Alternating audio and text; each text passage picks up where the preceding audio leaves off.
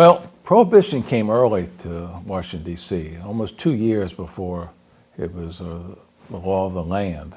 And that was, they wanted to use Washington as a model for Prohibition. Interesting enough, it wasn't my father and uncles that first got into Prohibition. It was their two older sisters. They married two brothers named the Cady brothers, Bill and Frank, and they basically were first into bootlegging. It was difficult to have a still Ashley in town because the police would find out about it. You couldn't move it around on wheels or anything.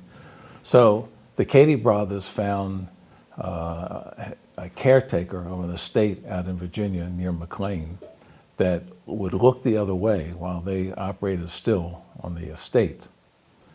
And the problem was the caretaker shared with the Cady brothers that the owner of the estate, Mr. Leader, owned hundreds of thousands of dollars worth of choice liquors and wines.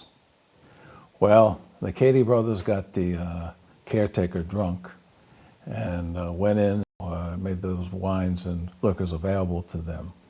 And that was something called the real McCoy back in those days. And people who had money was willing to pay more for the real McCoy instead of bathtub gin. So one of the people that was willing to pay was a Colonel Spencer, who lived in probably the richest part of town up by DuPont Circle at the time. And the Cady brothers made a delivery to him. Unfortunately, the DC detectives and the Bradford Detective Agency that had been hired by this owner of the estate, Mr. Leader, they raided Colonel Spencer's home shortly after the delivery and found 25 cases of champagne that could be tracked back to the Virginia heist.